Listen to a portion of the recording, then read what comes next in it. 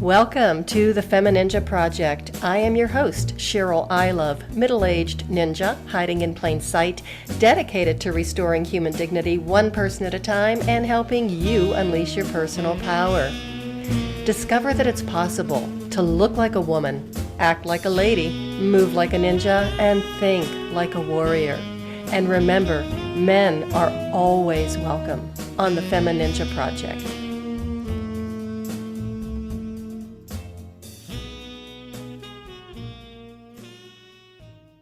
Hello and welcome to another episode of the FemiNinja Project.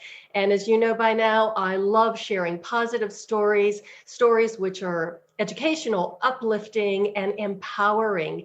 And today's guest has a story that just embodies all of that. Her name is Sharon Montgomery. She is a business storyteller, entrepreneur, founder, and owner of Compass Writing. She is also an author, and I do have to say, a best-selling author, and recently co-authored a book titled Leaving Drug and Alcohol Addictions for Good, a book which not only shakes up the norm for the recovery world, but provided Sharon with some incredible surprises and insights in her own life as well. So Sharon, welcome to the show. Thank you so much, Cheryl. Thanks for having me. I'm excited to be here. We are so excited to have you. Thank you. And what a beautiful opportunity to just talk about this journey. It's been long, but it's also been really eye-opening. Mm-hmm. And that's exactly why I wanted you on the show, to be able to give you a platform where you could tell your story the way you want it to be told and in your own voice to help kind of just inspire the listeners through your own personal journey of what they can accomplish. So I'm just going to say, start telling your story. Okay. Well, I will say that's a broad subject, except that the last 4 years have been one of those eye-opening instances where, got life going on. I'm a mom, I'm a wife, I'm a business owner, stuff going on. And then when something blows up my house, basically, the love, the trust, everything else, it's a showstopper. Everything stops to go, what just happened? And that's where I was when I found out that my son had been struggling with addiction. And I wasn't raised around it. I was raised kind of conservatively and don't do drugs and Nancy Reagan and the whole thing. Like, the very best way that I can make sure my kids are, great citizens is if they don't do drugs. So that's as simple as it got for me until this thing happened. And I went, oh my gosh, what do I do now? Because Lauren, that's my son, he went from this amazing, just energetic, fantastic, funny kid growing up, and he went through high school and it was tough. And for me, I think as a parent, I went through, maybe he's going through a bad phase, or maybe he's with the wrong friends, or maybe he's depressed, and all these things that I'm going to tell you, every parent goes through. If they go through their teenage years, every stage, there's hard stuff. So I just kept going, well, maybe it's this, maybe it's that.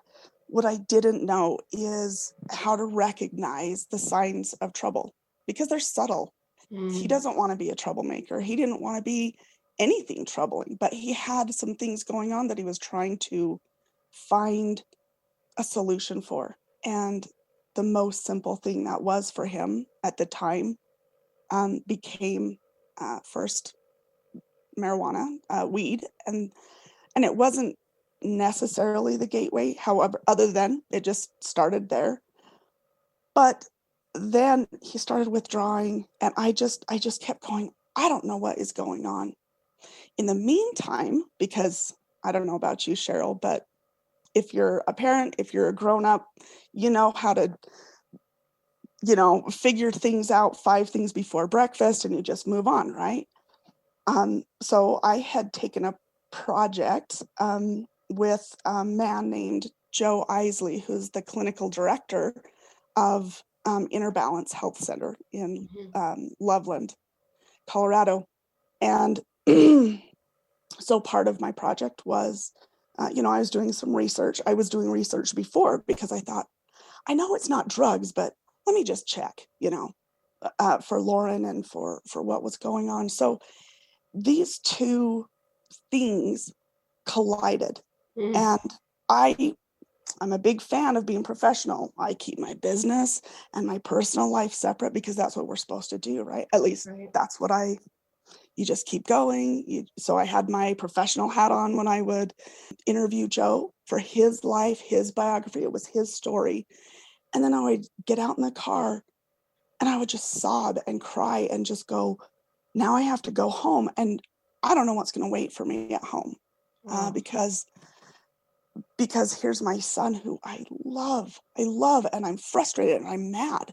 Why are you doing this to me? Why are you, because it was all about me at the time. Like, of course, why are you making my life horrible? Now, let's be clear. He was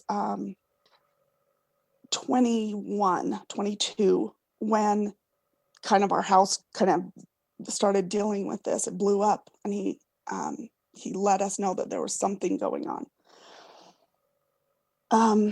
And so through this journey, it's a 3.5-year journey of writing Joe's story. I was dealing with, as a loved one, what do I do if I don't want to throw my loved one who's addicted to something, I had to mentally go, do I just walk away? Do I say, well, you got to get out. I can't be around you. It's so destructive.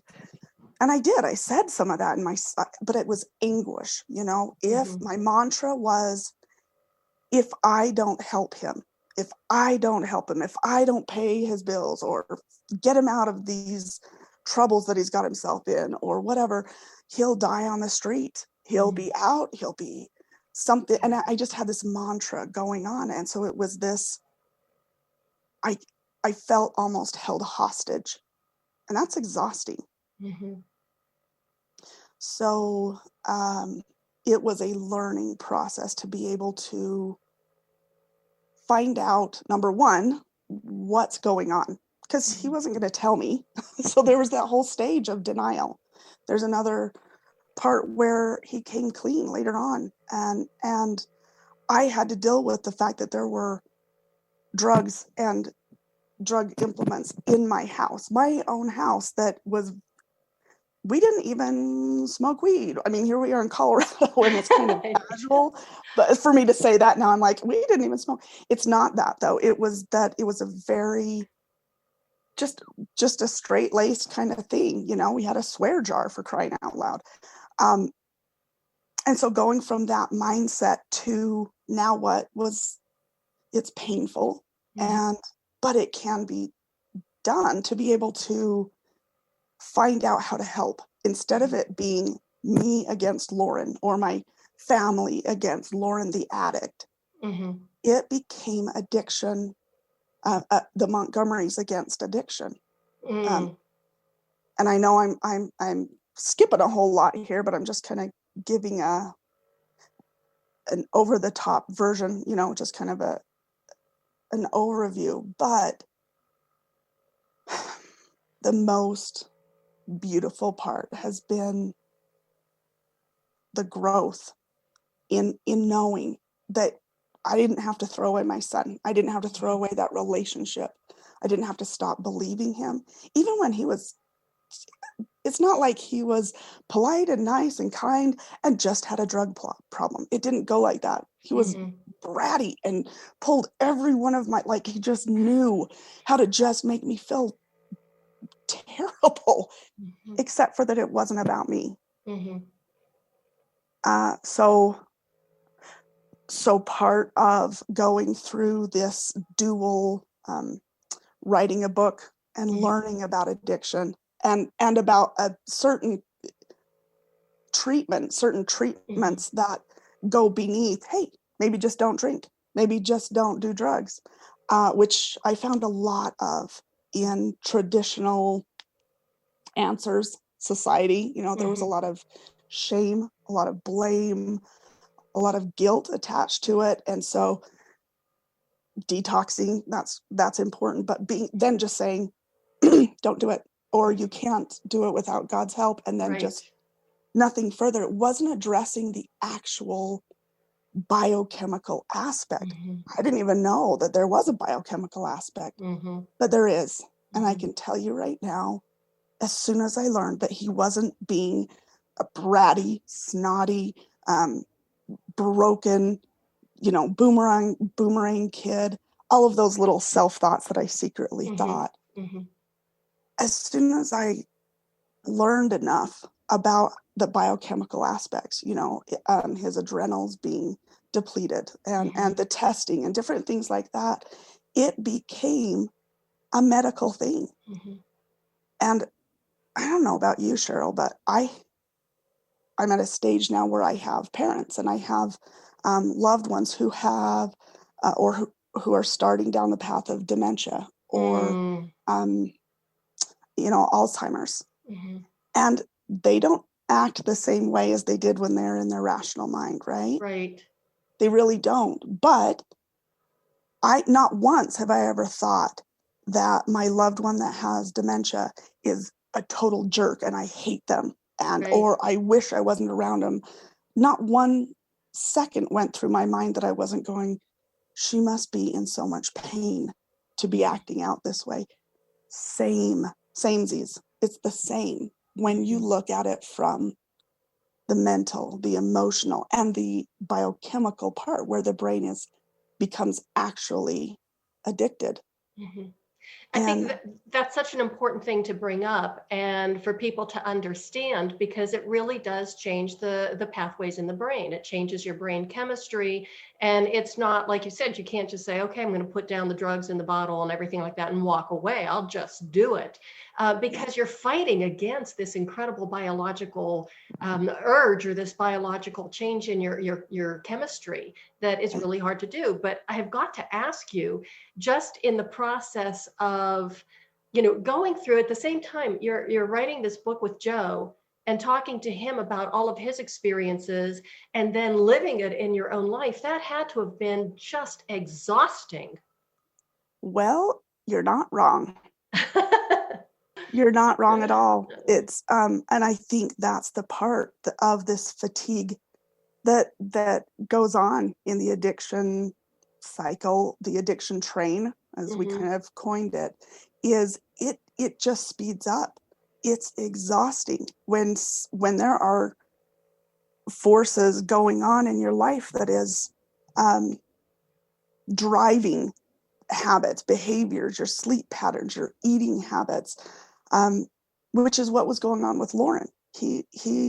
But also, I'm just gonna give you a little spoiler alert here, but when there are loved ones who are dealing with their loved one's addiction, we get addicted to sometimes fixing them or helping them or covering it up or trying to explain it.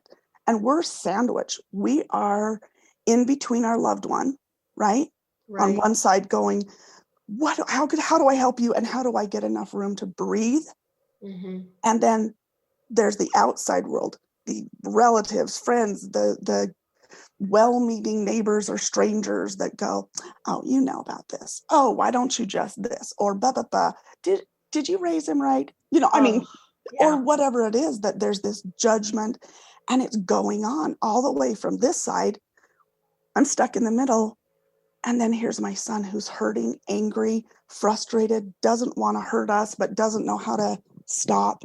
And it is exhausting, Cheryl. You're right. Yeah. So when did he turn the corner, or you turn the corner? Or, there had to have been a catalyst or a moment where things started to turn around. And I'm thinking it probably wasn't pretty at first. Yeah, you are so right. The turning point, it is interesting to say, to call it a turning point. And you asked for the real part, so I'll tell you. you asked for what the turning point was for me and then for my son. And I'll probably throw in Joe's point of view as well. Certainly. Because they're not here to speak on their behalf, but what I can tell you from my point of view and my experience is I thought my turning point would be when my son really was thinking about just not being on this earth anymore. He just couldn't do it anymore. That was an insane night for me to hold him and just say, look, you don't have to do anything tomorrow or tonight. Let's just talk a little bit more, or let me just hold you a little bit more. Because I didn't know what else to do. It caught me by surprise that he is so intent on not wanting to hurt and not wanting to hurt us. He would rather that was his solution. Oh, God. I thought that was the bottom, and it's not, because it wasn't about an event. It wasn't the event where he was stabbed for being in the wrong place at the wrong time and being in ICU and watching him detox and what, after he'd said he was fine, he was clean. It wasn't even when I watched him walk into to go get treatment or to find his solution in a different way. There were a lot of places that could have been turning points. Okay. But the point is, it had to be his turning point for him. No matter what happened, he not only had to hit bottom, but then he had to be in a space where he could accept that he could do it differently and accept help. And what it came down to was the vulnerability, being able to be vulnerable enough to say, I need some help. I don't say it lightly, Cheryl, because I don't know about you, but for me, vulnerability is counterintuitive. It's just absolutely. Thank you. Absolutely. Just step away from the car. Don't go anywhere near this because it's about to explode. Right.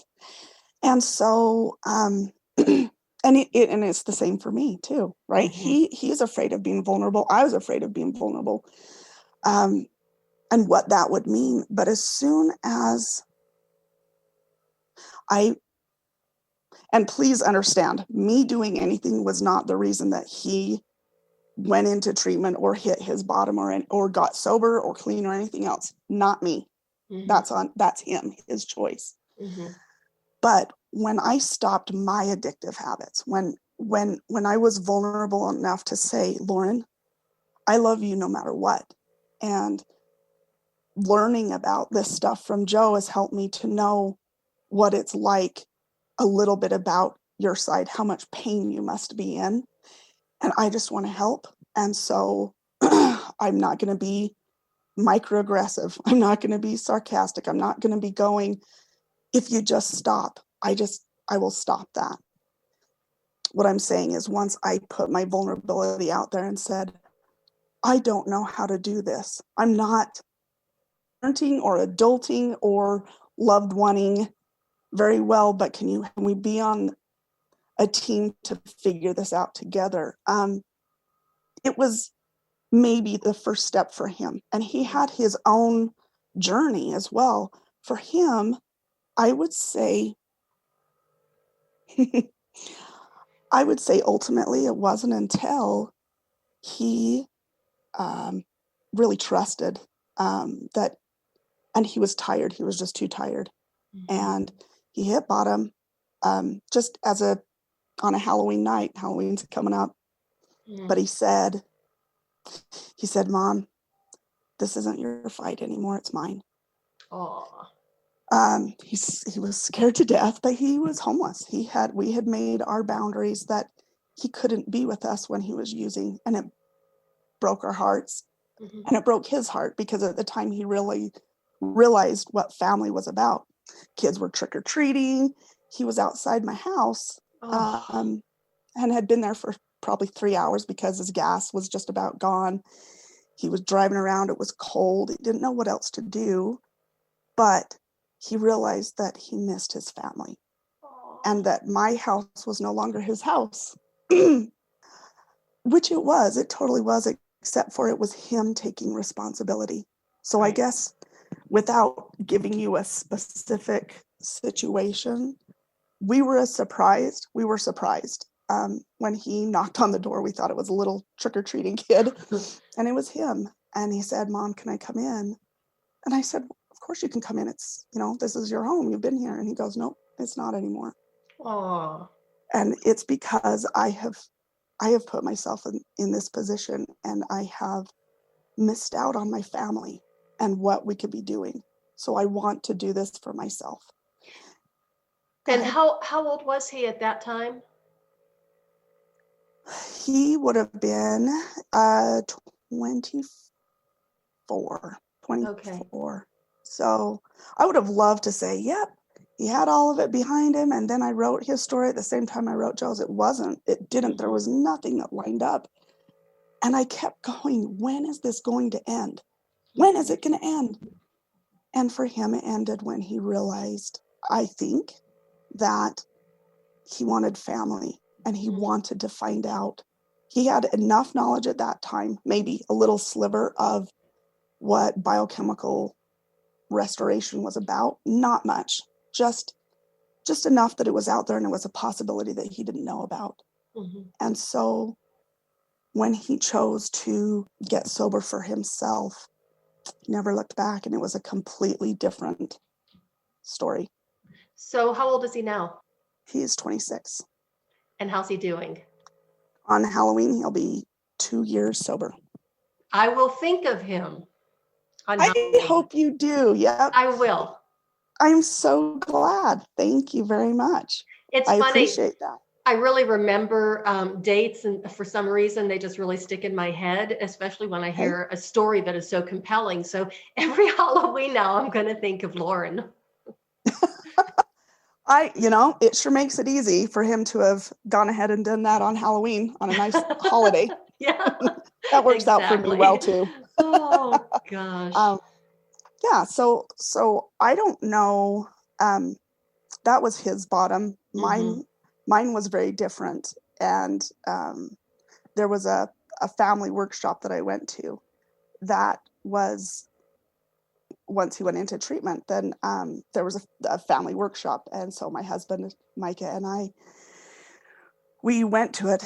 And I'll tell you, Cheryl, at the time, it wasn't just Lauren and I that were struggling. That it seeped into our marriage. It seeped home life. My daughter, Addie, my 2 other sons. It seeped everywhere. And so, like you said, you picked up on the exhausted part. We'd gone past exhausting. We went right into numb. We went into numb is what it was. And so having that family education and workshop helped to wake us up, helped to wake me up. And it goes back to that vulnerability, because my husband handled Lauren's addiction much differently than I did. He was very much, let him work it out. He's being a jerk. He made his bed, lie in it type of thing. And it took a lot longer for him to understand. So, but the workshop was an opening in the cracks in my heart and his. Well, it's such an important point to bring up, because addiction affects everybody in the family. I mean, and it's not even just the family, it's the community itself. And even like you said, with, neighbors and strangers and family of telling you what you should and shouldn't do. And they don't know, they're not living it. You're the one that's living it. And it's a completely different experience. And to have somebody on the outside of that nuclear family passing judgment like that really isn't very helpful. As a matter of fact, it makes it worse. It really does. It makes it so much worse. I don't know what we need to do to assign blame on stuff, but we do as a society. Your fault, stop. It's only when there's vulnerability and compassion that the healing can start.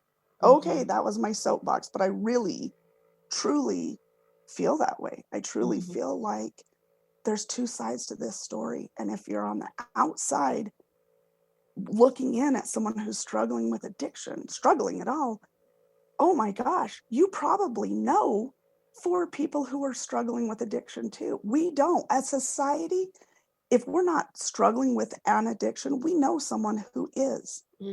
So for us to say, oh, it's happening to them, it's, oh, something's happening. It's not, it's to us. Yeah. And dealing with it means talking about it and knowing that if we talk about it, that the judgment can just get put away so we can find solutions. So I asked you how Lauren is doing. And so I would love to know how you are doing and your husband and the kids. We're really doing great. We were on the verge of probably a divorce. Not from Lauren, but it's part of addiction. A lot of marriages, a lot of outside relationships between siblings and whatever. We were dealing with all of that. Do we want to be around him? Do we want to be around each other when we're all struggling in different ways? But going through this process, re-education, I guess is what it is, we learned how to communicate. We're learning how to talk. We're learning how to be honest. Yeah, Micah has become quite a student of relationships and seeing from the other side. And so have I. Even my daughter, Addie, she's 18. And so when we went down this road, she was, quite a bit younger. And she was the stoic one. She was the one that she didn't want to make more messes for her parents and for Lauren. She, and so she held in all of her feelings about it and kind of hid. But they all came out. It was part of it was being okay with saying, it made me so mad. I was so angry. How dare he do this? Or how dare we do this? Or saying the words that weren't pretty. They weren't, the swear jar went out the window. I'll just tell you right now, because it didn't serve. It didn't serve us. It didn't serve our situation. So I have now claimed a few words in an appropriate way that are super inappropriate to my mom. Of course. Of course. But it feels good sometimes just to say it, doesn't it? Sometimes it's like there's no other words you can use to express how you're feeling. Right.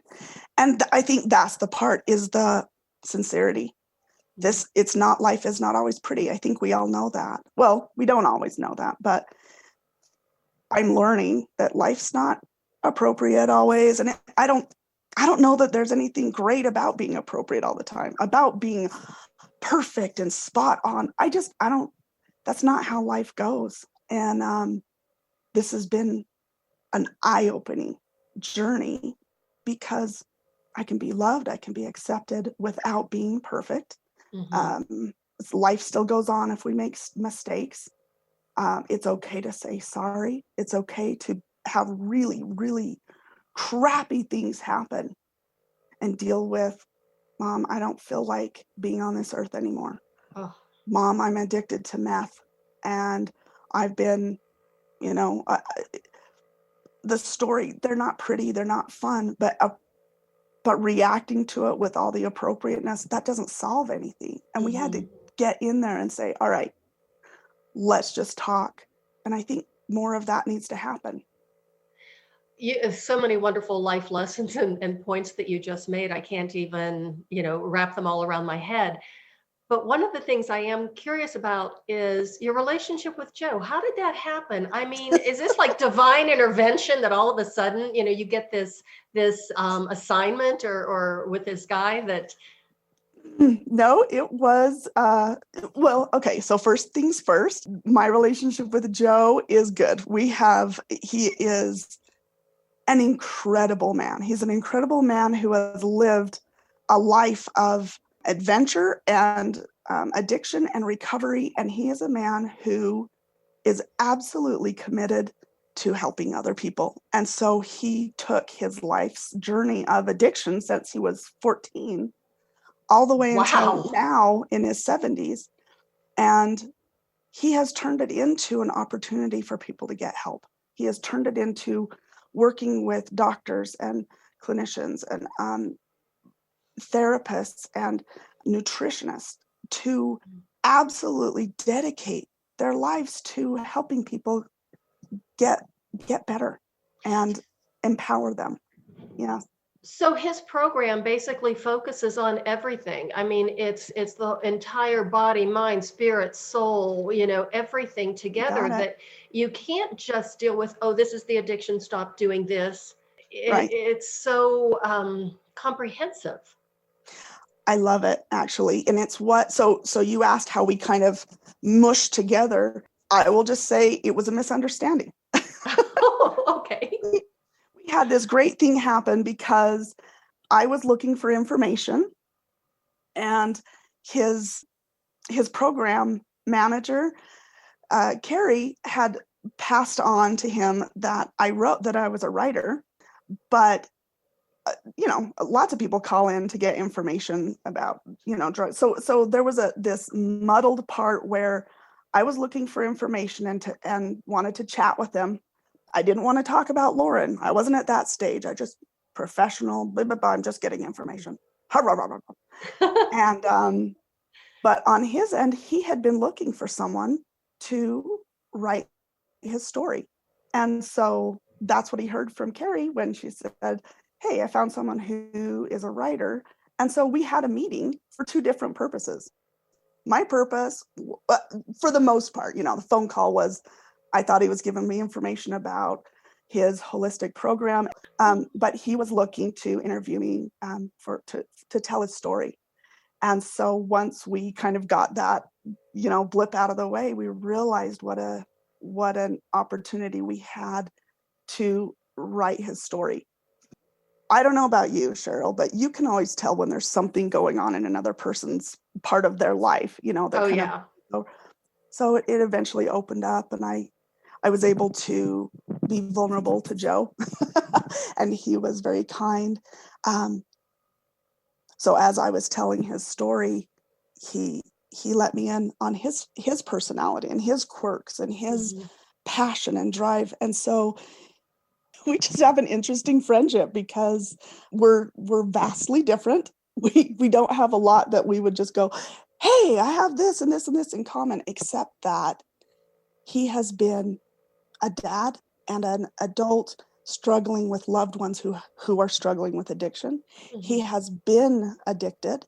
He has provided help. And so all of these things, just like you said, it kind of blended together. We weren't trying to squish anything. It just kind of gradually went, oh, and then this works. And it ended up that my story and Lauren's was put into his story. Wow. So tell us a little bit about the book and how people could find it. It's on Amazon, but go to innerbalancehealthcenter.com and look for Addiction Book. And you can learn a little bit more about holistic healing, which is healing the body, mind, the soul, relationships. All of it matters. And be able to look at the first chapter, and you can get your book there. And this book it goes through the 5 stages of addiction. Mm-hmm. We've got use, abuse, addiction. And then there's the recovery stage where it's being sober. Lots of people are sober, but they still have an addiction, right? Mm-hmm. Then there's full recovery. And so we go through these stages as someone who's addicted and struggling, as someone who is a loved one looking on and figuring out how to support or help or set boundaries, and as a professional who knows from long life lessons how to really get to the root of the problem and to move through, including relapse, including the sticky in between part where you don't know where you are. I don't know what stage I'm at. Oh, we do, but it's wrapped in a story that it's not really appropriate. I'm just going to let you know, but it is compelling. Mm-hmm. And I really loved writing it. It was hard. It was hard. I'm not going to lie. It was rough. but I'm glad it's out there. And the feedback that I've been getting has been how many other people have stories like mine. They don't know what to do, or they know someone who doesn't know it. It's relatability. Mhm. So to my listeners, I know there's a lot of them out there who are either dealing with this themselves or in their family, or, they know someone. So really check out the book and check out Joe's program. What is it called again? Right. So this is Inner Balance Health Center, and Okay. it's all one word on the web. Inner Balance Health Center in Loveland, Colorado. Okay. And it's a beautiful program for your whole body, and that includes your whole family, and it's lovely. Yeah. So does he work with people who are out of state? I mean, do people come from different states? Yeah. So he's been running this center for 20 years. It's well established. People from all over the world have been in. He works with very, very talented doctors and professionals, and they're very clear about the tests they run, the labs they run, the solutions that they bring are tailored to the individual and their situation. So what would you like to leave our audience with? Do you have any key points or words of wisdom or anything you would like to reiterate? Well, thank you for asking that. What I wish people would know if they're thinking about picking up this book or thinking about getting some help for themselves or for loved ones is there's no harm in getting information, even when it's not the prettiest information or whatever. This is in-depth stuff, and it's not just stats and facts. It's not a self-help book in that there's 5 tips to get it done. My advice, my wish for people is to read it with an open heart and get help and realize you do not have to do this alone. Even if you've been doing it alone, there's help. There are people who want nothing more than the best for you, and there's a way to do it. Sharon, I just so appreciate your honesty and your compassion, and the way you tell your story is just, I really think it can help a lot of people, just even listening to this program, as well as, checking out the book. I mean, you've done so much I think to help a lot of people. You probably don't even realize how many people are going to be impacted by this. So thank you so much. Thanks for being here. You're welcome. I appreciate it. Thanks for having me on the show. And everybody, thank you so much for listening and tuning in. I do appreciate you. And remember not to be too quick to judge.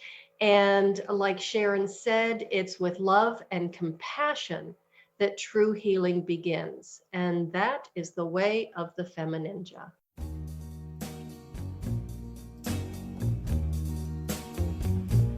And that's a wrap on another episode of the FemiNinja Project. Thank you so much for listening. And remember, be safe, be strong, and until next time, bye now.